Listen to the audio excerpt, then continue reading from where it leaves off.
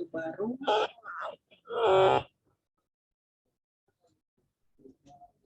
sama dengan W1 atau lama delta W B baru sama dengan B lama ditambah delta B, di mana delta W sama dengan A dikali T min Y dikali X I. Delta B sama dengan A dikali T min Y. Ulangi tahap A sampai C apabila nilai maksimum delta W1 masih lebih besar dari nilai toleransi atau masuk epok selanjutnya. Proses ini berhenti apabila batas maksimum delta W1 sudah lebih kecil atau sama dengan batas toleransi.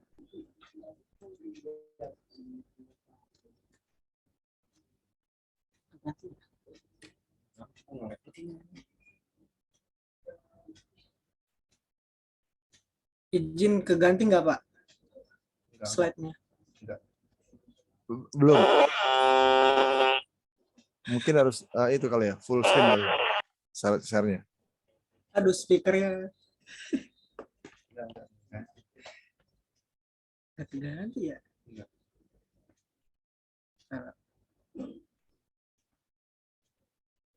Bisa juga dibantu teman satu grup, mungkin yang presentasi siapa yang ini mungkin Mas Agus yang ngomong, yang presentasi mungkin yang nampilin slideshow yang lain bisa juga.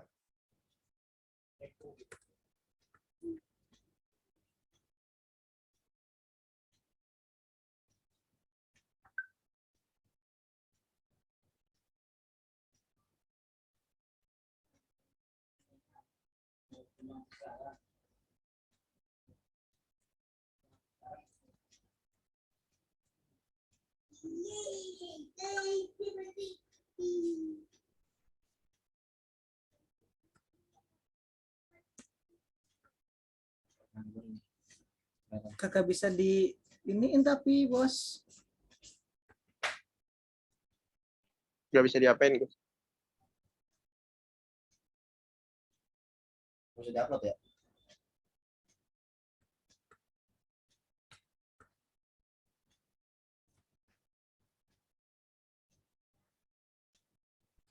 Maaf, Pak, sebentar, Pak.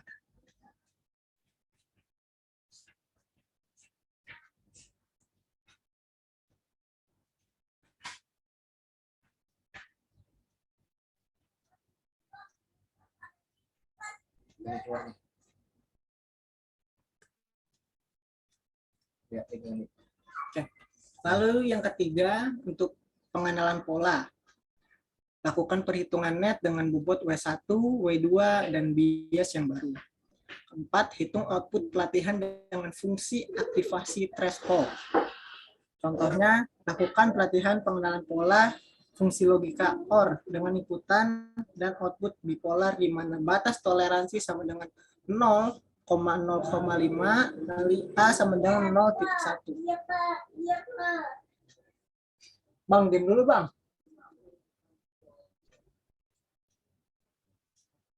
Di sini ada penyelesaian contoh soal tabel kebenaran OR. Masukkan X1, X2, 1, 1 targetnya 1, min 1, 1, 1, 1, min 1, 1, min 1, min 1, min 1.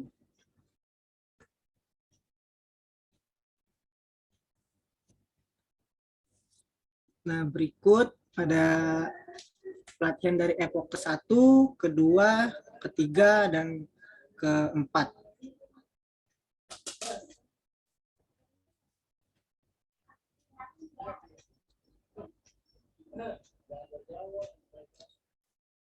Iterasi pelatihan dengan perubahan bobot berhenti pada epok keempat. Karena nilai maksimal dari delta W sudah mencapai 0,03 dan ini sudah lebih kecil dari batas toleransi. Sehingga diperoleh bobot yang akan dilakukan untuk pengenalan pola. W1 sama dengan 0,39, W2 0,5, serta B sama dengan 0,18. Pengenalan pola. Dengan menggunakan bobot dan bias yang diperoleh dari epok terakhir atau epok keempat dan fungsi aktivasi threshold, maka diperoleh dengan pengenalan pola sebagai berikut. Threshold sama dengan Y sama dengan F kali net. Nah, berikut ada masukan X1, X2, T, net, dan Y. Bisa lihat sendiri di situ.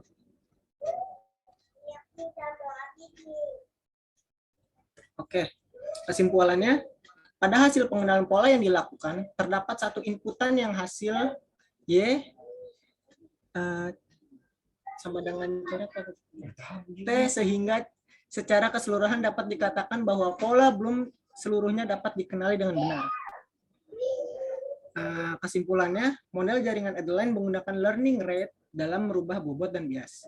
Keunikan jaringan Adeline terletak pada adanya batas toleransi yang menjadi acuan proses perubahan bobot tetap dilakukan atau tidak.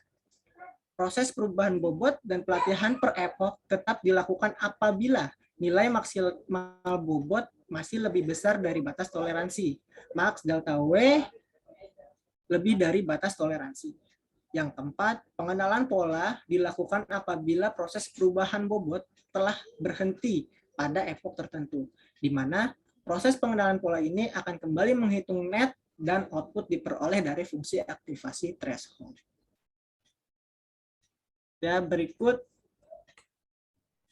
sudah selesai. Sekiranya mohon maaf apabila ada kesalahan. Wassalamualaikum warahmatullahi wabarakatuh.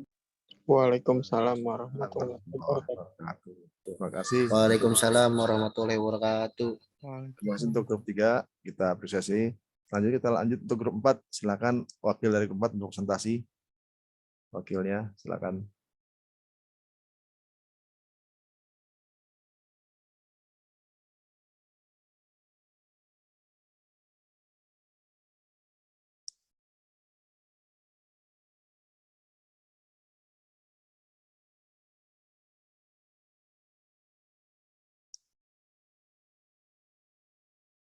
Ada grup 4?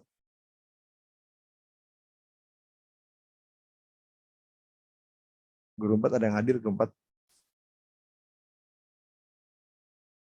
Atau mau grup 5 dulu yang siap? Grup 5 siap? Grup 5 mungkin kalau grup 4 kalau belum siap, grup 5 dulu deh. Supaya tidak buang waktu. Silakan grup 5. Assalamualaikum Pak, maaf joinnya telat Pak. Grup 4 ya? Bukan Pak, saya bukan grup 4. Oh, grup 4 kalau nggak ada grup 5 deh. Boleh, silakan.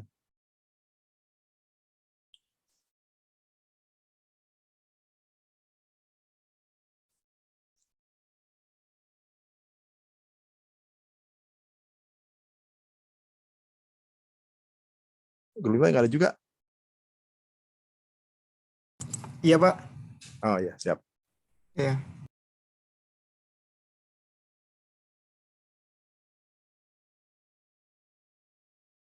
Wih, mantap ya. Saya nggak suka gagal tuh kalau presentasi dari HP. Agak susah ya.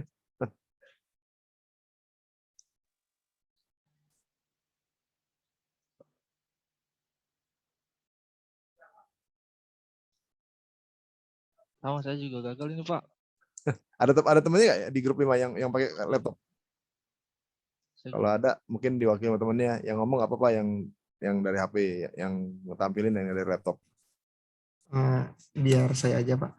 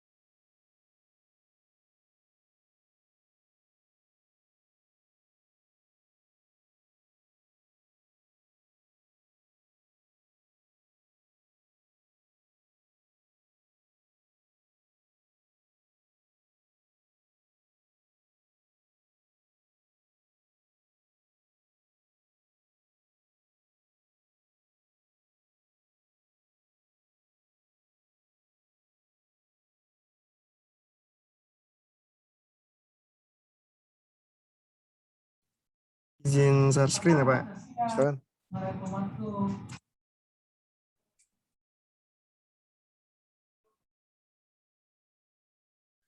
Kelihatan ya Pak? Sudah. Bentar.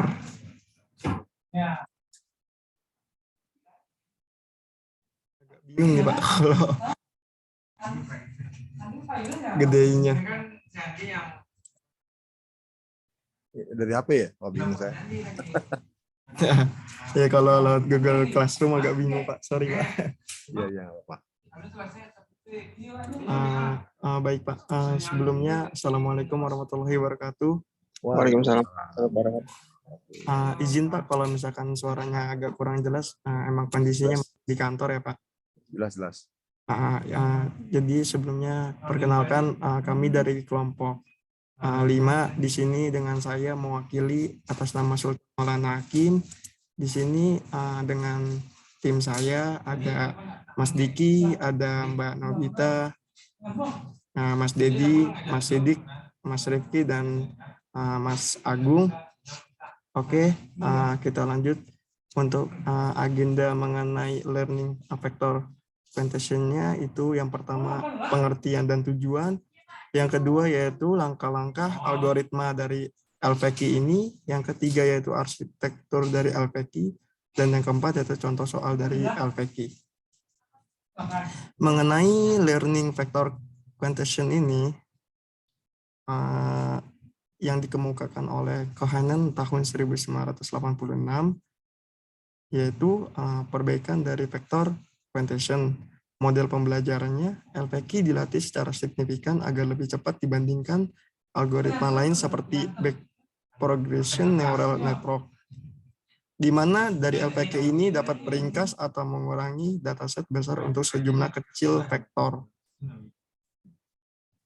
Untuk selanjutnya, adapun untuk pengertian dari LPQ ini, yaitu suatu metode klasifikasi dari jaringan syaraf tiruan atau JST, di mana target atau kelas setiap kelompoknya sudah ditentukan, dan metode pembelajaran pada lapisan kompetitif yang terawasi. Untuk klasifikasinya, suatu lapisan kompetitif akan secara otomatis belajar untuk mengklasifikasikan vektor-vektor input. Kelas-kelas yang ditetapkan sebagai hasil dari lapisan kompetitif ini hanya tergantung pada jarak antara vektor-vektor input. Jika dua vektor input mendekati sama, maka lapisan kompetitif akan meletakkan kedua vektor input tersebut ke dalam kelas yang sama.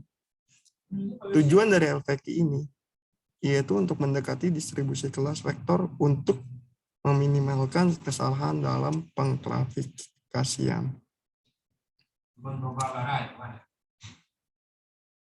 Struktur dari LPQ ini seperti yang ada di gambar, di mana jaringan learning vector presentation ini dengan 4 unit pada lapisan input dan 2 unit neuron pada lapisan output, di mana X adalah inputan, sedangkan W1 adalah vektor bobot yang menghubungkan setiap neuron pada lapisan input ke neuron pertama pada lapisan output.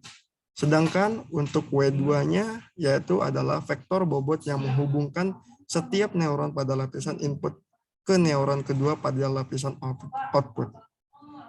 LPQ ini sifatnya mencari jarak antara vektor-vektor input. Jika jaraknya pendek atau terkecil, maka algoritma ini akan menempatkan data tersebut ke kelas atau target yang memiliki jaraknya terkecil. Oke, jadi di sini gambarannya di mana yang pertama yaitu inisialisasi bobot WJ dan derajat pembelajarannya. Selama kondisi berhenti masih salah, kerjakan langkah 1 sampai 6. Yang ketiga yaitu untuk setiap vektor masukkan pelatihan X, kerjaan langkah 4 sampai dengan 5. Yang keempat yaitu temukan J sehingga sigma X dikurang WJ minimum.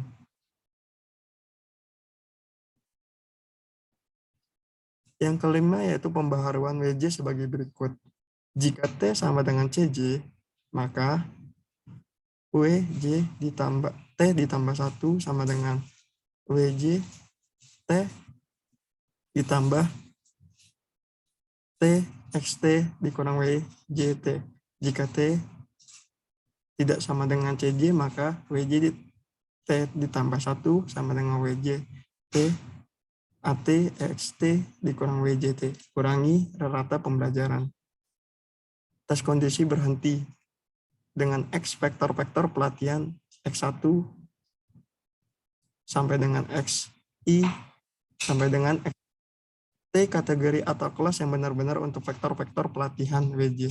Vektor bobot pada unit keluaran ke J, W1J, sampai dengan WIJ, sampai dengan WNJ. CJ kategori atau kelas yang mempresentasikan oleh unit keluaran ke J. X kurang WJ, jarak Euclidean antara vektor masukan dan vektor bobot untuk unit keluaran ke J. Contoh jaringan dari kohenen LVQ sederhana. Diberikan, sebagaimana yang ada di gambar, diberikan 4 objek yang memiliki ciri representasi sebagai berikut. Objeknya ada 4, di mana apabila X1 untuk bagian pertama 1, untuk bagian keduanya 1, dan bagian ketiga 0, dan bagian keempat 0, maka targetnya 1. Untuk yang kedua, apabila X1-nya 0, X2-nya 0, X3-nya 0, dan X4-nya 1, maka targetnya 2. Apabila X1-nya 0, X2-nya 0, X3-nya 1, X4-nya 0, maka targetnya 2. Dan bagian yang keempat, apabila X1-nya 1, X2-nya 0, X3-nya 0, dan X4-nya 0, maka targetnya 1. Dan yang kelima, apabila X1-nya 0, X2-nya 1, X3-nya 1, X4-nya 0, maka targetnya 2. Untuk selanjutnya, kita lakukan klasifikasi dataset menggunakan algoritma kohenen LVQ ke dalam 2 kelas C1 dan C2. Ikuti prosedur algoritma yang diberikan. Diketahui epok 1, A1, 0,1. Tahap yang pertama. Maka dengan mengikuti prosedur, pertama yang ditentukan adalah inisialisasi bobot awal sebanyak jumlah kelas sebagai berikut. Inisialisasinya bobot seperti yang ada di gambar, di mana masing-masing X1, X2, X3, dan X4 ada nilainya, yaitu antara 1 atau 0, untuk mengisi dari C1 dan C2. Tahap yang keduanya, literasi 1. Data ke pertama, 1100 dengan target 1, bobotnya yaitu 110,001. Untuk menghitung bobot untuk masing-masing output, kelas yang pertama yaitu SQRT, 1 dikurang 1 akar 2 ditambah 1 kurang 1 akar 2 ditambah 0 kurang 0 akar 2 ditambah 0 kurang 0 akar 2, maka hasilnya 0. Kelas 2 yaitu SQRT, 1 kurang 0 akar dari 2 ditambah 1 kurang 0 akar dari 2, dan tambah 0 kurang 0 akar 2 dan tambah 0 kurang 1 akar 2, maka hasilnya 1,732. Menentukan kelas pemenang. Kelas 1 lebih kecil daripada kelas 2, maka pemenangnya adalah kelas 1, maka outputnya adalah 1. Tahap yang kedua yaitu untuk lanjutan dari literasi yang pertama, di mana untuk update bobotnya, karena targetnya 1 sama dengan outputnya 1, maka update bobot W11 sama dengan 1 ditambah 0,1 dikali 1 kurang 1 sama dengan hasilnya 1. W12 sama dengan 1 ditambah 0,1 dikali 1 kurang 1 sama dengan 1. W13 0 ditambah 0,1 dikali 0,0 dikurang 0 sama dengan 0. W14 0 ditambah 0,1 dikali 0 kurang 0 sama dengan 0. Maka diperoleh bobot baru yaitu 1100,001 untuk digunakan pada perhitungan data selanjutnya. Untuk selanjutnya itu menghitung bobot untuk masing-masing output, di mana kelas 1 diketahui ya untuk hasilnya 1,732, kelas 2-nya diketahui hasilnya 0, menentukan kelas pemenang kelas 2 lebih kecil daripada kelas 1, maka pemenangnya adalah kelas 2 yang dihasilkan adalah outputnya 2.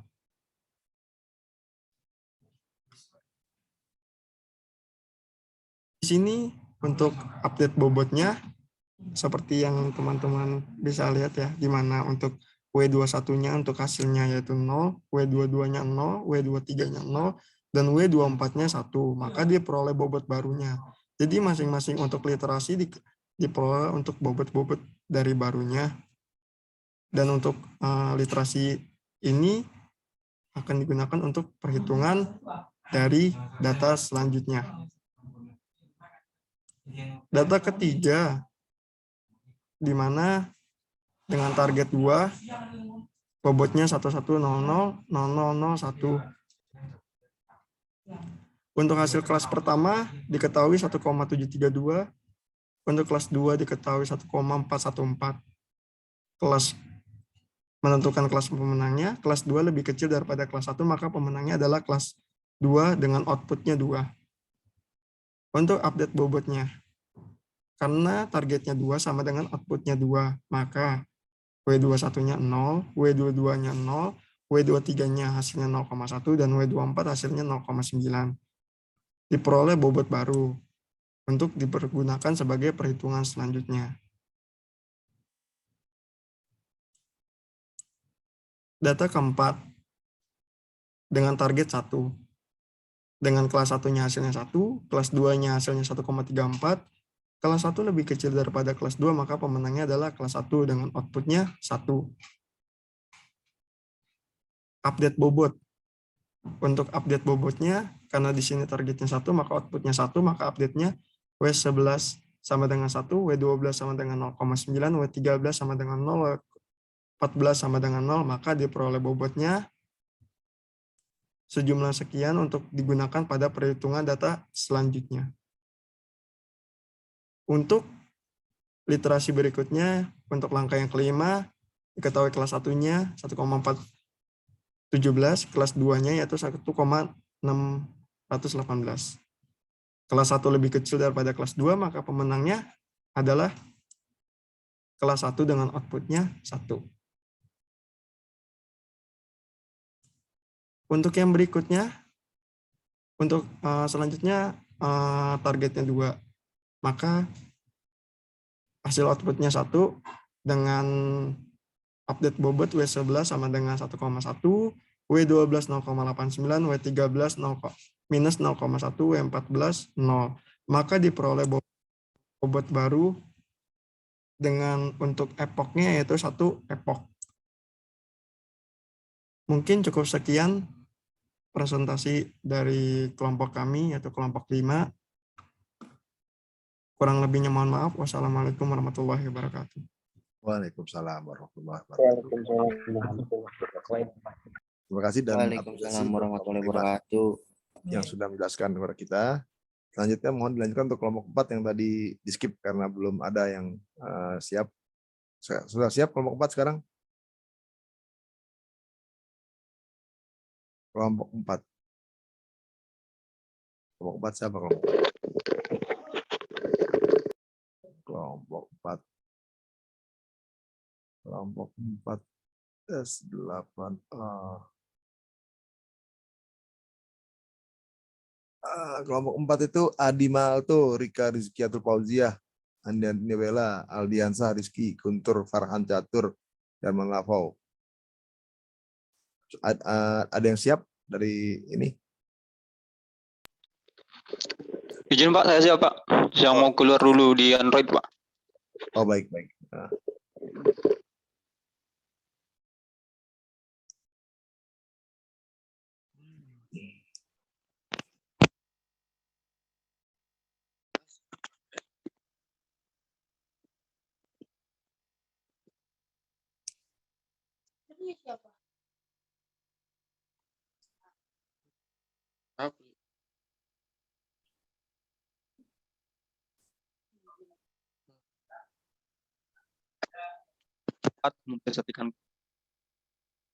Mempresentasikan kelompok kami yaitu jaringan big progression. ada beberapa tim kami yaitu dari Adi Boleh. Mahalto. Mohon maaf, boleh di F5 nggak? Biar slide-nya besar. F5, tekan F5. Atau gambar slideshow. Udah, Pak. Oh, di sini masih slide 7 soalnya. Di tampilan. Ditekan yang gambar slideshow atau tekan F5. Ini masih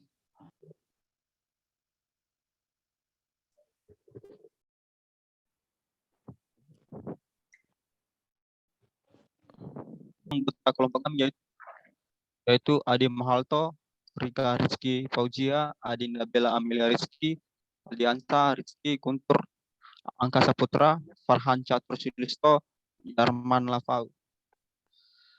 Saya akan membahas arsitektur jaringan, yaitu salah satu metode pelatihan terawasi pada jaringan syaraf metode propagation, di mana ciri dari metode ini adalah meminimalkan error pada output yang dihasilkan oleh jaringan. 2. Dalam metode propagation biasanya digunakan jaringan multilayer. 3. Sebagai contoh pada gambar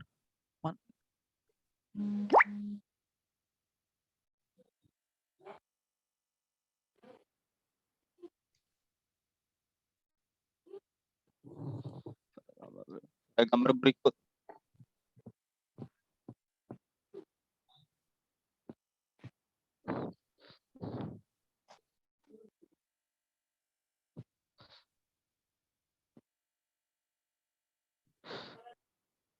Dua, saya akan membahas arsitektur jaringannya. Pada gambar ini input dilambangkan dengan X atau hidden, unit dilambangkan dengan J, dan unit output dilambangkan Y. 2. Bobot antara H dan Y dilambangkan dengan V, sedangkan bobot antara Z dan Y dilambangkan dengan W. Algoritma metode propagation adalah, yaitu pada intinya pelatihan dengan metode propagation terdiri 3 langkah, yaitu data yang dimasukkan ke input jaringan yang dinamakan feed forward. 2. Perhitungan dan propagasi balik dari error yang bersangkutan. 3. Pembaruan adjustment bobot dan bias. Saat umpan maju, feed forward setiap unit X akan menerima sinyal input dan akan menyebarkan sinyal yang tersebut pada tiap hidden unit J.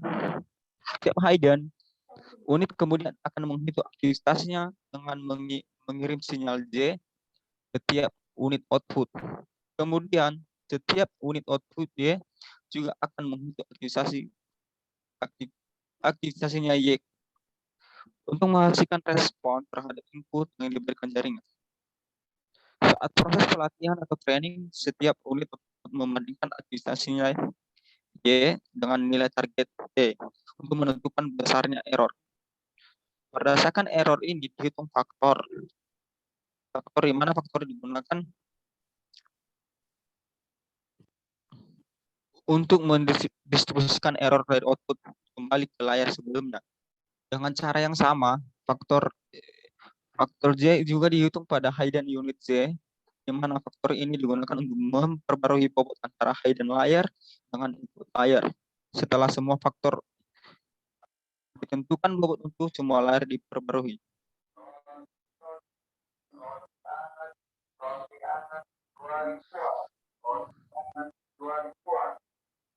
Contoh aplikasinya. Berikut ini adalah contoh cara pelatihan jaringan secara guru yang sederhana menggunakan metode propagation. Misalnya jaringan terdiri dari 2 unit input, dua unit input, 1 hidden unit dengan hidden layer, dan 1 unit output. Jaringan dilatih untuk membacakan fungsi XOR. Fungsi aktivitas yang digunakan adalah sigmoid, binary, dan learning rate. A sama dengan 0,01. Di sini kita lihat pada gambar ini terdapat Y sama dengan I di dalam kurung X sama dengan 1/1 ditambah E minus dengan F sama dengan F X1 dikurang Fx.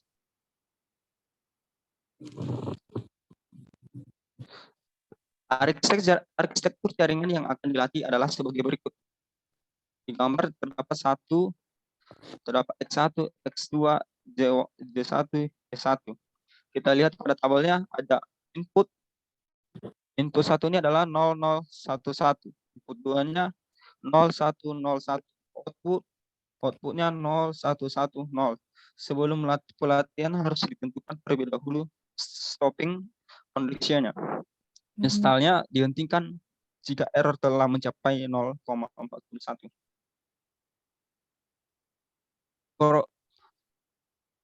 Produksi langkah-langkah pelatihan step 0, misalnya inisial bobot dari bias adalah VO01, yaitu 1,71896.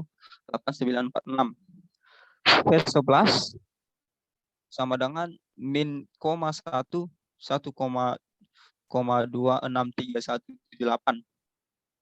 V21 sama dengan min 1,083092. Sedangkan WO1 minus 0,541180. W11 sama dengan 0,543960. Step satunya dengan bobot di atas ditentukan error untuk training data secara keseluruhan dengan mean squared error. Saya langkahin aja.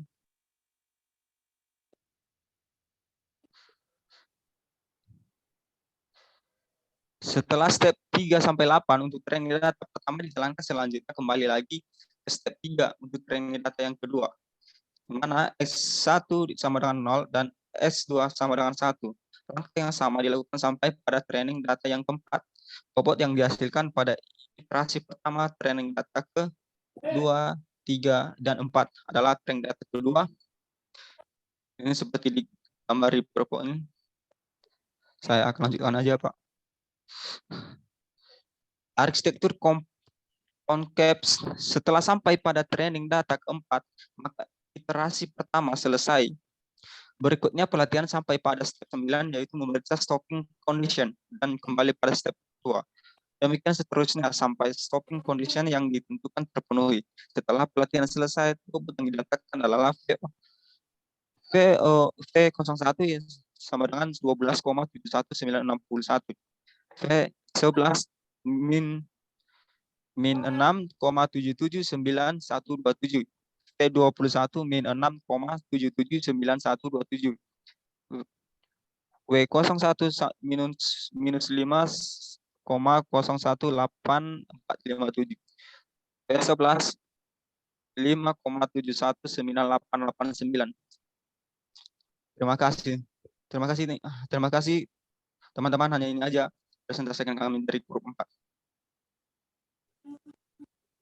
Bapak, Pak.